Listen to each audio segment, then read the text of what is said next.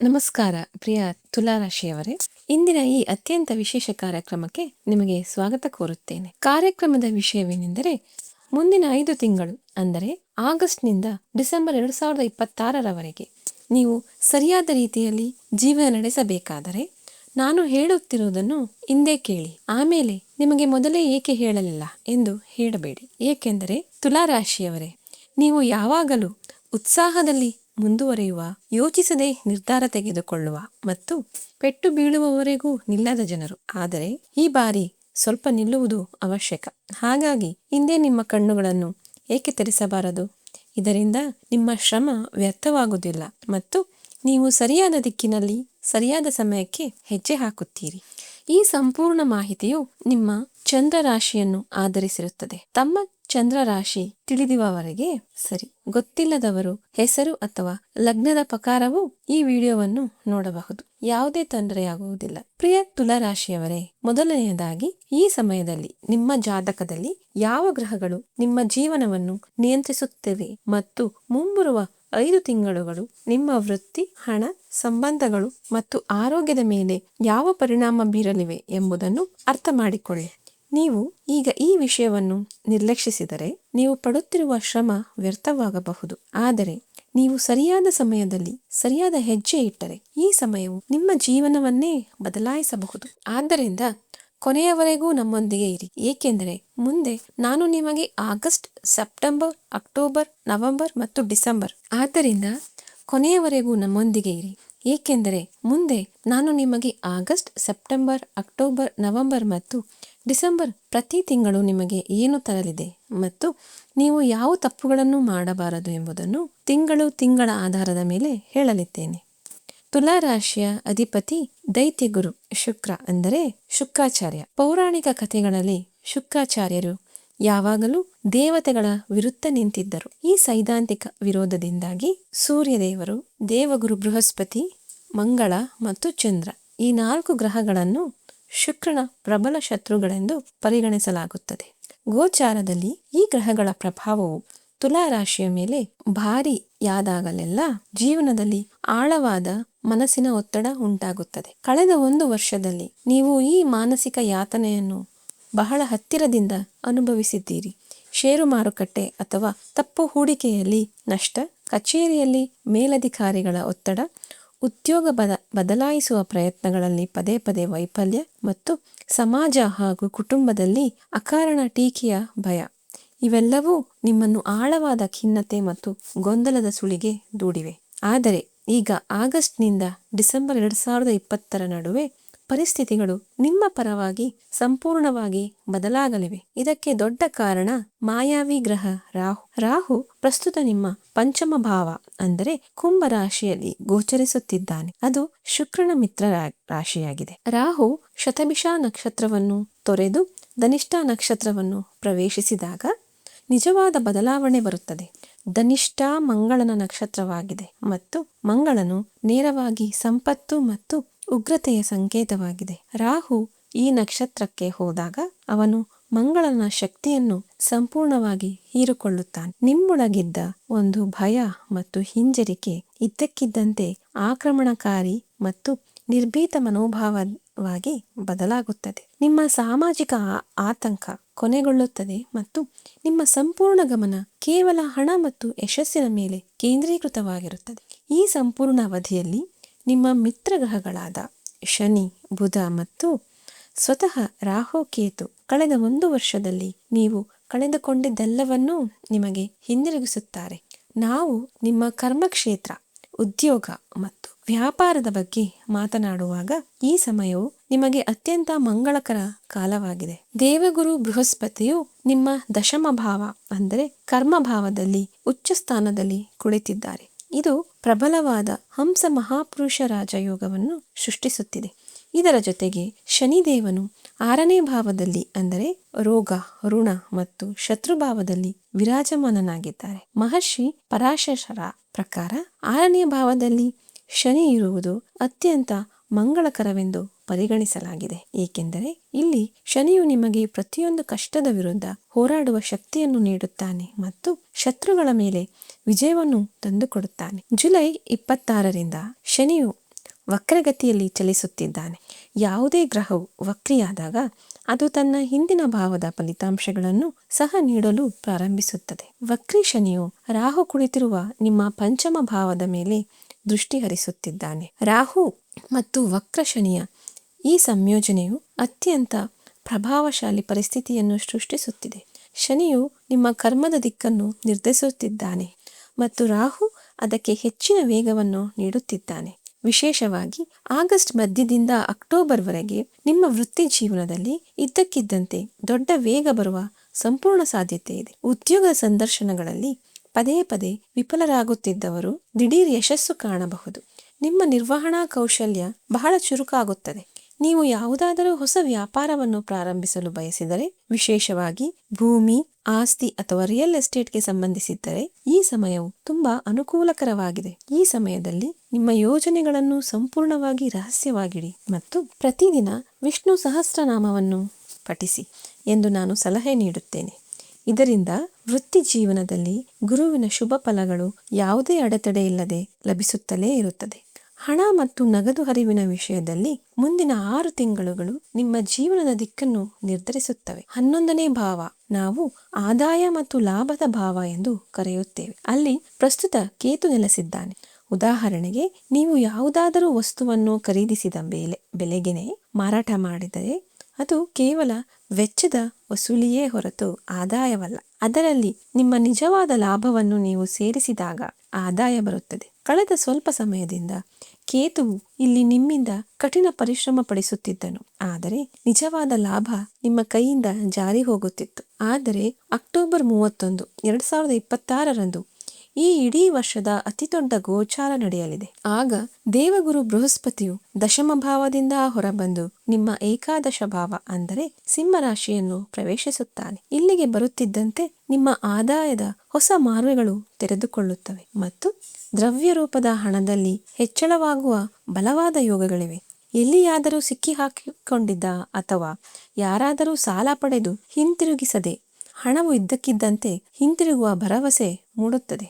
ಏಕಾದಶ ಭಾವದ ಮೇಲೆ ರಾಹುವಿನ ದೃಷ್ಟಿಯೂ ಬೀಳುತ್ತಿದೆ. ಆದ್ದರಿಂದ ಷೇರು ಮಾರುಕಟ್ಟೆ ಅಥವಾ ಹಠಾತ್ ಆರ್ಥಿಕ ಲಾಭದ ಸಾಧ್ಯತೆಗಳೂ ಇವೆ. ಆದಾಗ್ಯೂ ನೀವು ಒಂದು ದೊಡ್ಡ ಎಚ್ಚರಿಕೆಯನ್ನು ಸಹ ತೆಗೆದುಕೊಳ್ಳಬೇಕು. ನವೆಂಬರ್ ತಿಂಗಳ ಪೂರ್ತಿ ಏಕಾದಶ ಭಾವದಲ್ಲಿ ಗುರು ಮತ್ತು ಕೇತು ಒಟ್ಟಿಗೆ ಇರುತ್ತಾರೆ. ಇದು ಗುರು ಚಾಂಡಾಲ ಯೋಗವನ್ನು ಸೃಷ್ಟಿಸುತ್ತದೆ. ಆರ್ಥಿಕ ವಿಷಯಗಳಿಗೆ ಈ ಸಮಯ ಸವಾಲಾಗಿರಬಹುದು. ಈ ಸಮಯದಲ್ಲಿ ಯಾರನ್ನೂ ಕುರುಡಾಗಿ ನಂಬಬೇಡಿ ಮತ್ತು ಯಾವುದೇ ದೊಡ್ಡ ಹೂಡಿಕೆಯನ್ನು ಬಹಳ ಯೋಚಿಸಿ ಮಾಡಿ. ಇಲ್ಲದಿದ್ದರೆ ಹಣ ಸಿಕ್ಕಿ ಹಾಕಿಕೊಳ್ಳಬಹುದು. ಆರ್ಥಿಕ ಭದ್ರತೆಗಾಗಿ ಪ್ರತಿ ಶುಕ್ರವಾರ ತಾಯಿ ಲಕ್ಷ್ಮಿಯನ್ನು ಆರಾಧಿಸಿ ಮತ್ತು ಚಿಕ್ಕ ಕನ್ಯೆಯರಿಗೆ ಬಿಳಿ ಸಿಹಿ ತಿಂಡಿಗಳನ್ನು ದಾನ ಮಾಡಿ. ಇದರಿಂದ ನಿಮ್ಮ ಶುಕ್ರ ಬಲಶಾಲಿಯಾಗಿರುತ್ತಾನೆ ಮತ್ತು ನಿಮ್ಮ ಹಣ ಸುರಕ್ಷಿತವಾಗಿರುತ್ತದೆ. ಪ್ರೇಮ ಸಂಬಂಧಗಳು ಮತ್ತು ವೈವಾಹಿಕ ಜೀವನದ ಬಗ್ಗೆ ಮಾತನಾಡುವುದಾದರೆ, ರೊಮ್ಯಾನ್ಸ್ನ ಭಾವವಾಗಿರುವ ಪಂಚಮ ಭಾವದಲ್ಲಿ ರಾಹುವಿನ ಗೋಚಾರವು ಸಾಕಷ್ಟು ಪ್ರಕ್ಷುಬ್ಧತೆಯನ್ನು ಉಂಟು ಮಾಡುತ್ತೆ. ಒಂಟಿಯಾಗಿರುವವರು ಕಳೆದ 7-8 ತಿಂಗಳುಗಳಲ್ಲಿ ತಮ್ಮ ಸಂಬಂಧಗಳಲ್ಲಿ ಉದ್ವೇಗ ಮತ್ತು ಬ್ರೇಕಪ್ಗಳನ್ನು ಎದುರಿಸಿದ್ದಾರೆ. ಒಳಗೊಳಗೇ ನಿಮಗೆ ಮೋಸವಾಗುತ್ತಿದ್ದ ಯಾವುದೋ ವಿಷಕಾರಿ ಸಂಬಂಧದಲ್ಲಿ ನೀವು ಸಿಕ್ಕಿ ಹಾಕಿಕೊಂಡಿರಬಹುದು. ರಾಹು ಧನಿಷ್ಠ ನಕ್ಷತ್ರಕ್ಕೆ ಹೋದಾಗ ಅದು ಈ ಭ್ರಮೆಯ ಪರದೆಯನ್ನು ತೆಗೆದುಹಾಕುತ್ತದೆ. ಅಂತಹ ನಕಾರಾತ್ಮಕ ಸಂಬಂಧಗಳನ್ನು ನೀವು ಬಹಳ ಧೈರ್ಯದಿಂದ ನಿಮ್ಮ ಜೀವನದಿಂದ ಹೊರಹಾಕುತ್ತೀರಿ. ಒಂಟಿಯಾಗಿರುವ ಜನರಿಗೆ ಅಂತರ್ಜಾತಿ ವಿವಾಹ ಅಥವಾ ಸಂಪೂರ್ಣವಾಗಿ ವಿಭಿನ್ನ ಹಿನ್ನೆಲೆಯ ವ್ಯಕ್ತಿಯೊಂದಿಗೆ ಸೇರುವ ಪ್ರಬಲ ಯೋಗಗಳು ಸೃಷ್ಟಿಯಾಗುತ್ತಿವೆ. ವಿವಾಹಿತರಿಗೆ ಪರಿಸ್ಥಿತಿ ಸ್ವಲ್ಪ ಭಿನ್ನವಾಗಿದೆ. ನಿಮ್ಮ ಸಪ್ತಮ ಭಾವದ ಅಧಿಪತಿ ಮಂಗಳನು ಅಷ್ಟಮ ಭಾವದಲ್ಲಿ ಗೋಚರಿಸುತ್ತಿದ್ದಾನೆ. ಆಗಸ್ಟ್ 3ರ ಮೊದಲು ಪತಿ ಪತ್ನಿಯರ ನಡುವೆ ಸಣ್ಣ ಪುಟ್ಟ ಜಗಳಗಳಾಗುವ ಸಾಧ್ಯತೆ ಇದೆ. ಆದರೆ ಆಗಸ್ಟ್ 3ರ ನಂತರ ಪರಿಸ್ಥಿತಿಗಳು ಹೆಚ್ಚು ಸುಧಾರಿಸುತ್ತವೆ. ನಿಮ್ಮಿಬ್ಬರ ನಡುವಿನ ಅಹಂಕಾರ ಕಡಿಮೆಯಾಗುತ್ತದೆ ಮತ್ತು ಸಂಬಂಧದಲ್ಲಿ ಹೊಸತನ ಬರುತ್ತದೆ. ಅಕ್ಟೋಬರ್ 31ರ ನಂತರ ಗುರುವು ಏಕಾದಶ ಭಾವಕ್ಕೆ ಬಂದು ನಿಮ್ಮ ಸಪ್ತಮ ಭಾವವನ್ನು ಪೂರ್ಣ ದೃಷ್ಟಿಯಿಂದ ನೋಡಿದಾಗ ಯಾವುದೇ ದೊಡ್ಡ ಕಾರಣವಿಲ್ಲದೆ ಬೇರ್ಪಟ್ಟ ದಂಪತಿಗಳು ಮತ್ತೆ ಒಂದಾಗುವ ಸಾಧ್ಯತೆಗಳು ಬಹಳ ಹೆಚ್ಚಾಗುತ್ತವೆ. ಸಂಬಂಧದಲ್ಲಿ ಮಾಧುರ್ಯವನ್ನು ತರಲು ಶುಕ್ರವಾರದಂದು ನಿಮ್ಮ ಜೀವನ ಸಂಗಾತಿಗೆ ಬಿಳಿ ಬಣ್ಣದ ವಸ್ತುವನ್ನು ಉಡುಗೊರೆಯಾಗಿ ನೀಡಿ ಮತ್ತು ಮನೆಯಲ್ಲಿ ಗುಲಾಬಿಯ ಸುಗಂಧವನ್ನು ಬಳಸಿ. ಕೌಟುಂಬಿಕ ಜೀವನದಲ್ಲಿ ಬೃಹಸ್ಪತಿಯ ಶುಭ ದೃಷ್ಟಿಯು ನಿಮ್ಮ ದ್ವಿತೀಯ ಭಾವ ಅಂದರೆ ಧನ ಮತ್ತು ಕುಟುಂಬ ಭಾವದ ಮೇಲೆ ಬೀಳುತ್ತಿದೆ. ಜ್ಯೋತಿಷ್ಯದಲ್ಲಿ ದೇವಗುರುವಿನ ದೃಷ್ಟಿಯನ್ನು ಅತ್ಯಂತ ಪವಿತ್ರವೆಂದು ಪರಿಗಣಿಸಲಾಗಿದೆ. ಇವರ ದೃಷ್ಟಿ ಬೀಳುವಲ್ಲಿ ಎಲ್ಲಾ ದೋಷಗಳು ನಿವಾರಣೆಯಾಗುತ್ತವೆ. ನಿಮ್ಮ ಕುಟುಂಬದಲ್ಲಿ ನಡೆಯುತ್ತಿದ್ದ ಹಳೆಯ ವಿವಾದಗಳೆಲ್ಲವೂ ಈಗ ಇತ್ಯರ್ಥದತ್ತ ಸಾಗಲಿ. ಮನೆಯ ಹಿರಿಯರು ಮತ್ತು ಪೋಷಕರ ಆರೋಗ್ಯದ ಬಗ್ಗೆ ಇದ್ದ ಚಿಂತೆಗಳಿಂದ ನಿಮಗೆ ದೊಡ್ಡ ನೆಮ್ಮದಿ ಸಿಗಲಿದೆ. ಸಮಾಜದಲ್ಲಿ ನಿಮ್ಮನ್ನು ಟೀಕಿಸುತ್ತಿದ್ದವರು ಈಗ ಮೌನವಾಗುತ್ತಾರೆ ಮತ್ತು ಪ್ರತಿಷ್ಠಿತ ವ್ಯಕ್ತಿಗಳ ನೇರ ಬೆಂಬಲ ನಿಮಗೆ ಸಿಗುತ್ತದೆ. ಮನೆಯಲ್ಲಿ ಸಕಾರಾತ್ಮಕ ಶಕ್ತಿಯನ್ನು ಕಾಪಾಡಿಕೊಳ್ಳಲು ಪ್ರತಿದಿನ ಬೆಳಿಗ್ಗೆ ಸ್ನಾನ ಮಾಡುವ ನೀರಿಗೆ ಸ್ವಲ್ಪ ಗಂಗಾಜಲವನ್ನು ಬೆರೆಸಿ ಬಳಸುವ ಅಭ್ಯಾಸವನ್ನು ಮಾಡಿಕೊಳ್ಳಿ. ಆರೋಗ್ಯದ ಮುಂಭಾಗದಲ್ಲಿ ನೀವು ಈ ಅವಧಿಯಲ್ಲಿ ವಿಶೇಷವಾಗಿ ಎಚ್ಚರವಾಗಿರಬೇಕು. ನಿಮ್ಮ ಪಂಚಮ ಭಾವದ ಅಧಿಪತಿ ಶನಿಯು 6ನೇ ಭಾವದಲ್ಲಿದ್ದಾನೆ ಮತ್ತು ರಾಹುವು ಹೊಟ್ಟೆಯ ಸ್ಥಾನವಾದ ಪಂಚಮ ಭಾವದಲ್ಲಿ ಕುಳಿತಿದ್ದಾನೆ. ಶನಿಯ ದೃಷ್ಟಿಯು ತೃತೀಯ, ಅಷ್ಟಮ ಮತ್ತು ದ್ವಾದಶ ಭಾವಗಳ ಮೇಲಿದೆ. ಹೊಟ್ಟೆಗೆ ಸಂಬಂಧಿಸಿದ ಸಮಸ್ಯೆಗಳು ಅಂದರೆ ಅಜೀರ್ಣ ಅಥವಾ ಜೀರ್ಣಾಂಗ ವ್ಯವಸ್ಥೆಯ ಅಸ್ವಸ್ಥತೆಗಳು ನಿಮ್ಮನ್ನು ಕಾಡಬಹುದು ಎಂಬುದನ್ನು ಈ ಪರಿಸ್ಥಿತಿಯು ಸ್ಪಷ್ಟವಾಗಿ ಸೂಚಿಸುತ್ತದೆ. ಇದಲ್ಲದೆ ಕಾಲುಗಳಲ್ಲಿ ಆಯಾಸ, ಕಾಲುಗಳಲ್ಲಿ ನೋವು ಮತ್ತು ಬಲಭುಜದಲ್ಲಿ ಸೆಳೆತ ಕಂಡುಬರಬಹುದು. ಒತ್ತಡ ಮತ್ತು ಆತಂಕದಿಂದಾಗಿ ರಕ್ತದೊತ್ತಡದಲ್ಲಿ ಏರಿಳಿತಗಳೂ ಸಾಧ್ಯ. ಯಾವುದೇ ದೈಹಿಕ ತೊಂದರೆಗಳನ್ನು ನಿರ್ಲಕ್ಷಿಸಬೇಡಿ ಮತ್ತು ಸಮಯಕ್ಕೆ ಸರಿಯಾಗಿ ವೈದ್ಯರನ್ನು ಸಂಪರ್ಕಿಸಿ. ನಿಮ್ಮ ಆಹಾರದಲ್ಲಿ ಶಿಸ್ತು ಕಾಪಾಡಿಕೊಳ್ಳಿ. ತಡರಾತ್ರಿಯವರೆಗೆ ಎಚ್ಚರವಾಗಿರಬೇಡಿ ಮತ್ತು ಪ್ರತಿದಿನ ಬೆಳಿಗ್ಗೆ ಸೂರ್ಯದೇವರಿಗೆ ಆರ್ಘ್ಯವನ್ನು ಅರ್ಪಿಸಿ. ಸೂರ್ಯನು ಜೀವಶಕ್ತಿಯ ಕಾರಕನಾಗಿದ್ದಾನೆ. ಅವನಿಗೆ ನೀರು ಅರ್ಪಿಸುವುದರಿಂದ ದೇಹದ ಶಕ್ತಿಯು ಬಲಗೊಳ್ಳುತ್ತದೆ. ತುಲಾ ರಾಶಿಯ ವಿದ್ಯಾರ್ಥಿಗಳಿಗೆ ಈ ಸಮಯವು ಸ್ವಲ್ಪ ಹೆಚ್ಚಿನ ಶ್ರಮವನ್ನು ಬಯಸುತ್ತದೆ. ಪಂಚಮ ಭಾವವು ವಿದ್ಯೆ ಮತ್ತು ಬುದ್ಧಿಯ ಭಾವವಾಗಿದೆ. ಅಲ್ಲಿ ರಾಹುವಿನ ವಶವಿದೆ. ರಾಹುವು ಭ್ರಮೆಯನ್ನು ಸೃಷ್ಟಿಸುತ್ತಾನೆ. ಅದು ನಿಮಗೆ ಗಮನ ಹರಿಸಲು ಅಡ್ಡಿಯಾಗುತ್ತಿದೆ. ಪದೇ ಪದೇ ಕೋರ್ಸ್ ಬದಲಾಯಿಸುವ ಯೋಜನೆ ಬರುವುದು ಅಥವಾ ವೃತ್ತಿ ಜೀವನದ ಬಗ್ಗೆ ಅನುಮಾನ ಮೂಡುವುದು ಇದರ ಫಲಿತಾಂಶವೇ ಆಗಿದೆ. ನವೆಂಬರ್ ತಿಂಗಳಲ್ಲಿ ಗುರುವಿನ ದೃಷ್ಟಿ ಪಂಚಮ ಭಾವದ ಮೇಲೆ ಬಿದ್ದಾಗ ಈ ಎಲ್ಲಾ ಅನುಮಾನಗಳು ದೂರವಾಗುತ್ತವೆ ಮತ್ತು ನಿಮಗೆ ಸ್ಪಷ್ಟವಾದ ದಾರಿ ಗೋಚರಿಸುತ್ತದೆ. ಅಲ್ಲಿಯವರೆಗೆ ಏಕಾಗ್ರತೆಯನ್ನು ಕಾಪಾಡಿಕೊಳ್ಳಿ. ಪ್ರತಿದಿನ ಪಕ್ಷಿಗಳಿಗೆ ಕಾಳು ಮತ್ತು ನೀರನ್ನು ನೀಡಿ. ಇದರಿಂದ ರಾಹುವಿನ ನಕಾರಾತ್ಮಕ ಶಕ್ತಿಯು ಶಾಂತವಾಗುತ್ತದೆ. ಮನೆಯನ್ನು ನಿಭಾಯಿಸುತ್ತಿರುವ ಮಹಿಳೆಯರಿಗೆ ಈ ಅವಧಿಯು ಅತ್ಯಂತ ಅನುಕೂಲಕರವಾಗಿದೆ. ನಿಮ್ಮ ರಾಶಿಯ ಅಧಿಪತಿ ಶುಕ್ರ ದೇವಗುರು ಬೃಹಸ್ಪತಿಯು ನಿಮ್ಮನ್ನು ಚತುರ್ಥ ಭಾವದ ಮೇಲೆ ದೃಷ್ಟಿ ಹರಿಸಿದಾಗ ಮನೆಯ ಅಶಾಂತ ವಾತಾವರಣವು ಶಾಂತವಾಗಲು ಪ್ರಾರಂಭಿಸುತ್ತದೆ. ಅತ್ತೆಯ ಮನೆಯವರೊಂದಿಗಿನ ಸಂಬಂಧ ಸುಧಾರಿಸುತ್ತದೆ. ನಿಮ್ಮ ಯಾವುದೇ ಹವ್ಯಾಸವನ್ನು ಸಣ್ಣ ವ್ಯಾಪಾರ ಅಥವಾ ಆನ್ಲೈನ್ ಕೆಲಸವಾಗಿ ಪರಿವರ್ತಿಸಲು ನೀವು ಬಯಸಿದರೆ ಸೆಪ್ಟೆಂಬರ್ ಮತ್ತು ಅಕ್ಟೋಬರ್ ತಿಂಗಳುಗಳು ಅದ್ಭುತವಾಗಿವೆ. ಆಗಸ್ಟ್ 1ರ ಸುಮಾರಿಗೆ ಸ್ವಲ್ಪ ಜಾಗರೂಕರಾಗಿರಿ, ಏಕೆಂದರೆ ಆ ಸಮಯದಲ್ಲಿ ಶುಕ್ರನು 12ನೇ ಭಾವದಲ್ಲಿ ನೀಚನಾಗಿರುತ್ತಾನೆ. ಇದು ಅನಗತ್ಯ ವೆಚ್ಚಗಳನ್ನು ತರಬಹುದು. ಶುಕ್ರನನ್ನು ಬಲಪಡಿಸಲು ಪ್ರತಿದಿನ ಶುಕ್ರನ ಬೀಜ ಮಂತ್ರವನ್ನು ಜಪಿಸಿ. ನಮ್ಮ ನಿವೃತ್ತ ಹಿರಿಯ ನಾಗರಿಕರಿಗೆ ಅತಿದೊಡ್ಡ ಕಾಳಜಿ ಆರ್ಥಿಕ ಭದ್ರತೆ ಮತ್ತು ಆರೋಗ್ಯದಾಗಿರುತ್ತದೆ. ಡಿಸೆಂಬರ್ 5ರಂದು ಕೇತುವು ದಶಮ ಭಾವಕ್ಕೆ ಹೋದಾಗ ನಿಮ್ಮ ಉಳಿತಾಯ ಮತ್ತು ಪಿಂಚಣಿಗೆ ಸಂಬಂಧಿಸಿದ ಅಭದ್ರತೆಯ ಭಾವನೆ ಕೊನೆಗೊಳ್ಳುತ್ತದೆ. ಆಧ್ಯಾತ್ಮಿಕತೆಯ ಕಡೆಗೆ ನಿಮ್ಮ ಒಲವು ಬಹಳ ವೇಗವಾಗಿ ಹೆಚ್ಚಾಗುತ್ತದೆ. ಚಳಿಗಾಲದ ಆರಂಭದಲ್ಲಿ ಕೀಲು ನೋವುಗಳು ತಪ್ಪಿಸಲು ನಿಮ್ಮ ಆರೋಗ್ಯವನ್ನು ನೋಡಿಕೊಳ್ಳಿ. ಮಾನಸಿಕ ಶಾಂತಿ ಮತ್ತು ದೈಹಿಕ ಶಕ್ತಿಗಾಗಿ ಪ್ರತಿದಿನ ಸಂಜೆ ನಿಯಮಿತವಾಗಿ ಹನುಮಾನ್ ಚಾಲೀಸವನ್ನು ಪಠಿಸಿ. ನೀವು ವಿದೇಶ ಪ್ರವಾಸ, ದೂರದ ಪ್ರಯಾಣ ಅಥವಾ ವೀಸಾಕ್ಕೆ ಸಂಬಂಧಿಸಿದ ಕೆಲಸಗಳಿಗಾಗಿ ಕಾಯುತ್ತಿದ್ದರೆ ಸಮಯವು ನಿಮ್ಮ ಪರವಾಗಿದೆ. ಪಂಚಮ ಭಾವದಲ್ಲಿ ಕುಳಿತಿರುವ ರಾಹು ನವಮ ಭಾವದ ಮೇಲೆ ದೃಷ್ಟಿ ಹರಿಸುತ್ತಿದ್ದಾನೆ ಮತ್ತು ಆಗಸ್ಟ್ 2ರಂದು ಮಂಗಳನು ನವಮ ಭಾವವನ್ನು ಪ್ರವೇಶಿಸುತ್ತಾನೆ. ಇದರ ನೇರ ಅರ್ಥವೇನೆಂದರೆ ಆಗಸ್ಟ್ ಮತ್ತು ಅಕ್ಟೋಬರ್ ನಡುವೆ ವಿದೇಶದಲ್ಲಿ ಉದ್ಯೋಗ ಅಥವಾ ಸೆಟಲ್ಮೆಂಟ್ಗೆ ಸಂಬಂಧಿಸಿದ ಕಾನೂನು ಕಾರ್ಯಗಳು ಬಹಳ ವೇಗವನ್ನು ಪಡೆಯುತ್ತವೆ. ಮನೆಯಿಂದ ಹೊರಡುವಾಗ ಶಿವನನ್ನು ಸ್ಮರಿಸಿ ಹೊರಡಿ. ಪ್ರಯಾಣವು ಮಂಗಳಕರವಾಗಿರುತ್ತದೆ. ಮಾನಸಿಕ ಮತ್ತು ಆಧ್ಯಾತ್ಮಿಕ ಮಟ್ಟದಲ್ಲಿ ಈ 6 ತಿಂಗಳುಗಳು ನಿಮ್ಮನ್ನು ಬಹಳ ಆಳವಾಗಿ ಬದಲಾಯಿಸುತ್ತದೆ. ಹಿಂದಿನ ಕಾಲದಲ್ಲಿ ನೀವು ಅನುಭವಿಸಿದ ಮಾನಸಿಕ ಯಾತನೆಗಳು ಈಗ ಕೊನೆಗೊಳ್ಳಲಿವೆ. ರಾಹು ಧನಿಷ್ಠ ನಕ್ಷತ್ರಕ್ಕೆ ಪ್ರವೇಶಿಸುವುದು ನಿಮ್ಮೊಳಗೆ ಆಳವಾದ ಆಧ್ಯಾತ್ಮಿಕ ಬದಲಾವಣೆಯನ್ನು ತರುತ್ತದೆ. ಅಲ್ಲಿ ನೀವು ಸಾಮಾಜಿಕ ಸಂಕೋಲೆಗಳಿಂದ ಮುಕ್ತರಾಗುತ್ತೀರಿ ಮತ್ತು ನಿಮ್ಮ ನಿಜವಾದ ಸಾಮರ್ಥ್ಯವನ್ನು ಗುರುತಿಸುತ್ತೀರಿ. ಮಾನಸಿಕ ಶಾಂತಿಯನ್ನು ಶಾಶ್ವತವಾಗಿಸಲು ಪ್ರತಿದಿನ ಶಾಂತವಾಗಿ ಕುಳಿತು ಶಿವ ಪಂಚಾಕ್ಷರಿ ಮಂತ್ರವನ್ನು 108 ಬಾರಿ ಜಪಿಸಿ. ಈಗ ಈ ಅವಧಿಯ ಕೆಲವು ಪ್ರಮುಖ ಘಟನೆಗಳನ್ನು ಕಾಲಾನುಕ್ರಮದಲ್ಲಿ ಅರ್ಥ ಮಾಡಿಕೊಳ್ಳೋಣ. ಜುಲೈ ತಿಂಗಳು ನಿಮ್ಮ ಕರ್ಮ ಮತ್ತು ಸಾಧನೆಗಳದಾಗಿತ್ತು. ಆದರೆ ಜುಲೈ ಮಧ್ಯದಿಂದ ಗುರುವಿನ ಅಸ್ತಮದ ಕಾರಣ ಕೆಲಸಗಳು ವಿಳಂಬವಾಗಲಾರಂಭಿಸಿದವು. ಆಗಸ್ಟ್ 2ರಂದು ರಾಹು ಧನಿಷ್ಠಾಗೆ ಹೋಗುತ್ತಾನೆ ಮತ್ತು ಆಗಸ್ಟ್ 9ರಂದು ದೇವಗುರು ಬೃಹಸ್ಪತಿಯ ಉದಯವಾಗುತ್ತದೆ. ನಿಮ್ಮ ಸ್ಥಗಿತಗೊಂಡ ಕೆಲಸಗಳು, ಫೈಲ್ಗಳು ಮತ್ತು ಸಿಕ್ಕಿ ಹಾಕಿಕೊಂಡಿರುವ ಹಣವು ಮುಂದಕ್ಕೆ ಸಾಗಲು ಪ್ರಾರಂಭಿಸುವ ಸಮಯವಿದು. ಆಗಸ್ಟ್ 19ರಂದು ಗುರು ಆಶ್ಲೇಷ ನಕ್ಷತ್ರಕ್ಕೆ ಹೋಗಲಿದ್ದಾರೆ. ಇದು ವೃತ್ತಿ ಜೀವನದಲ್ಲಿ ಬಡ್ತಿಗಾಗಿ ಅತ್ಯಂತ ಪ್ರಮುಖ ದಿನಾಂಕವಾಗಿದೆ.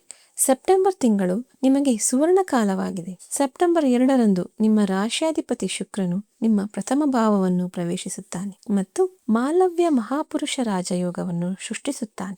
ದಶಮ ಭಾವದಲ್ಲಿ ಈಗಾಗಲೇ ಹಂಸ ರಾಜಯೋಗವಿದೆ.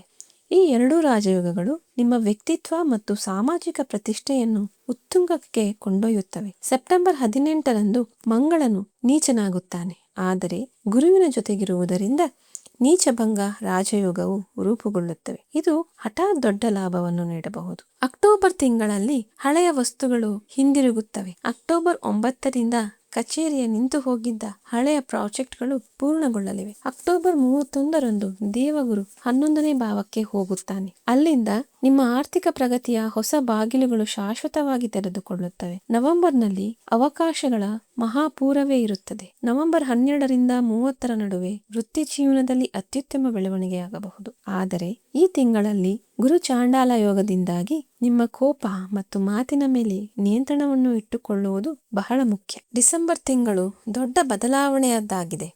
ಡಿಸೆಂಬರ್ 5ರಂದು ರಾಹು ನಿಮ್ಮ ಚತುರ್ಥ ಭಾವದಲ್ಲಿ ಮತ್ತು ಕೇತು ದಶಮ ಭಾವಕ್ಕೆ ಹೋಗುತ್ತಾನೆ. ಡಿಸೆಂಬರ್ 13ರಂದು ಗುರುವು ವಕ್ರಿಯಾಗುತ್ತಾನೆ. ಈ ಸಮಯದಲ್ಲಿ ನಿಮ್ಮ ಮನೆ ಮತ್ತು ವೃತ್ತಿ ಜೀವನದ ನಡುವೆ ಸಮತೋಲನವನ್ನು ಕಾಯ್ದುಕೊಳ್ಳಲು ನೀವು ತುಂಬಾ ಶ್ರಮ ಪಡಬೇಕಾಗುತ್ತದೆ. ನಿಮ್ಮ ರಾಶಾಧಿಪತಿ ಶುಕ್ರ, ಆದ್ದರಿಂದ ಅನುಕೂಲತೆಯನ್ನು ತರಲು ನಿಮ್ಮ ಅದೃಷ್ಟದ ಬಣ್ಣ ಬಿಳಿ ಮತ್ತು ಬೆಳ್ಳಿ. ಪ್ರಮುಖ ಕಾರ್ಯಗಳಿಗೆ ಅದೃಷ್ಟದ ಸಂಖ್ಯೆ 6 ಮತ್ತು ಮಂಗಳಕರ ದಿನ ಶುಕ್ರವಾರ.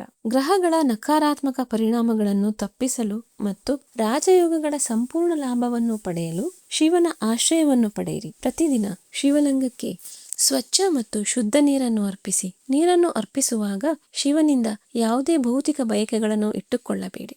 ಕೇವಲ ಅವನ ಭಕ್ತಿಯನ್ನು ಬೇಡಿ. ನೀವು ಪ್ರಾಮಾಣಿಕ ಹೃದಯದಿಂದ ಪ್ರಾರ್ಥಿಸಿದಾಗ ನಿಮ್ಮ ವೃತ್ತಿ ಮತ್ತು ಹಣದ ಸಮಸ್ಯೆಗಳು ತಾನಾಗಿಯೇ ಪರಿಹರಿಸಲ್ಪಡುತ್ತವೆ.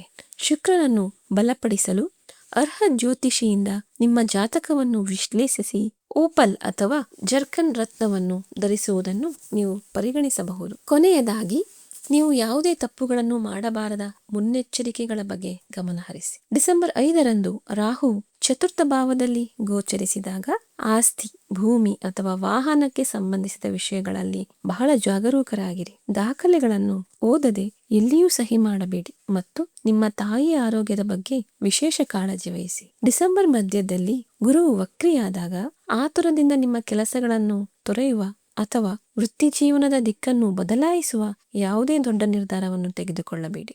ಜ್ಯೋತಿಷ್ಯವು ಸಮಯದ ಹರಿವನ್ನು ಅರ್ಥ ಮಾಡಿಕೊಳ್ಳಲು ನಮಗೆ ಸಹಾಯ ಮಾಡುತ್ತದೆ, ಆದರೆ ಸರಿಯಾದ ದಿಕ್ಕಿನಲ್ಲಿ ಸರಿಯಾದ ಹೆಜ್ಜೆ ಇಡುವುದು ನಮ್ಮ ಕರ್ಮವಾಗಿದೆ.